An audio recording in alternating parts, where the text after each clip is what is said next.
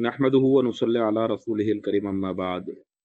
कल की तारीख जो गुजरी उसके अंदर पूरे मुल्क के अंदर हज़रत अली करमल्लाहु वजहहू की योम विलादत की खुशियाँ मनाई गई।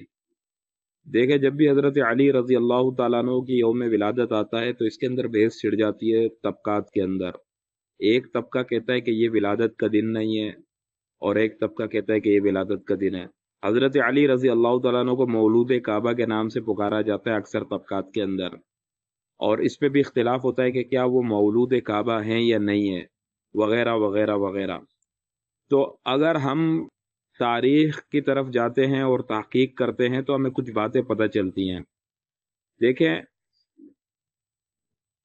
उसदुल गाबा फ़ी तमयीज़ सहाबा के अंदर हज़रत अली रज़ी अल्लाह तआला अन्हु की विलादत जो बताई गई है वो ये बताई गई है कि रसूलुल्लाह सल्लल्लाहु अलैहि वसल्लम की बईसत से 10 साल पहले की है, और बईसत के बाद वो रसूलुल्लाह सल्लल्लाहु अलैहि वसल्लम की ही परवरिश में रहे हैं और रसूलुल्लाह सल्लल्लाहु अलैहि वसल्लम पर इस्लाम कबूल किया सबसे पहले मुसलमानों में से हैं बच्चों के अंदर।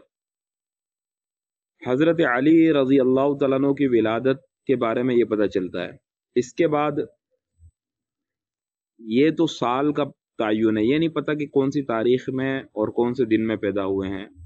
तो बाज़ों के नज़दीक 13 रजब को हज़रत अली रज़ी अल्लाह तआला अन्हु की पैदाइश का दिन है, विलादत का दिन है।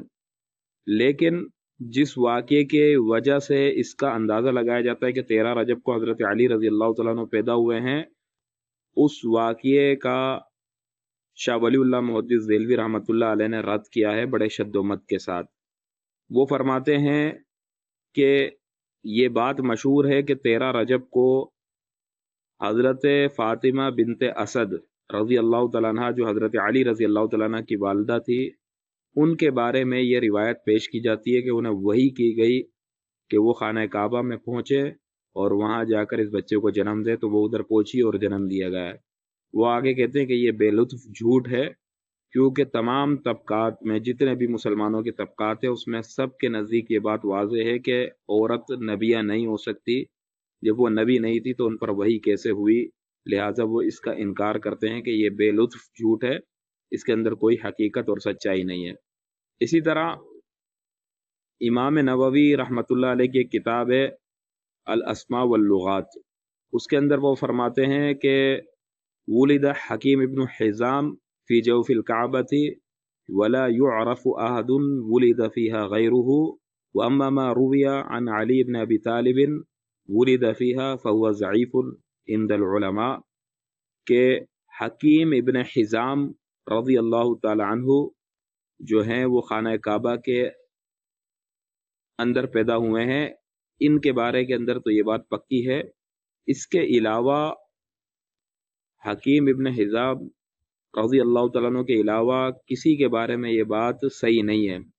बाकी रही बात जो हज़रत अली रज़ी अल्लाह तआला अन्हु के बारे में कही जाती है कि हज़रत अली रज़ी अल्लाह तआला अन्हु खाना काबा में पैदा हुए हैं, तो कहते हैं कि ये उलमा के नज़दीक बात ज़ईफ़ है, कमज़ोर है, ये बात पक्की नहीं है। इसी तरह सीरतुल हल्बिया के अंदर भी ये रिवायत तौल के साथ यही कहती है कि हकीम इब्न हिज़ाम के अलावा कोई और खाना काबा के अंदर पैदा नहीं हुआ। हज़रत अली रज़ी अल्लाह तआला अन्हु के बारे में जो बात की जाती है ये बात कमज़ोर है कि हज़रत अली रज़ी अल्लाह तआला अन्हु खाना काबा के अंदर पैदा हुए हैं।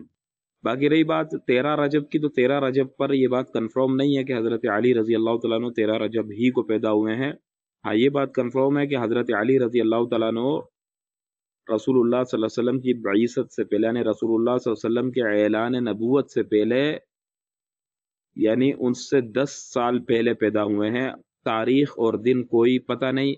बाकी ये जो बात है कि 13 रजब को या फिर खाना काबा के अंदर, तो इस बात के अंदर कोई सदाकत रिवायात को देखकर नहीं मिलती है, ये कमज़ोर बात है।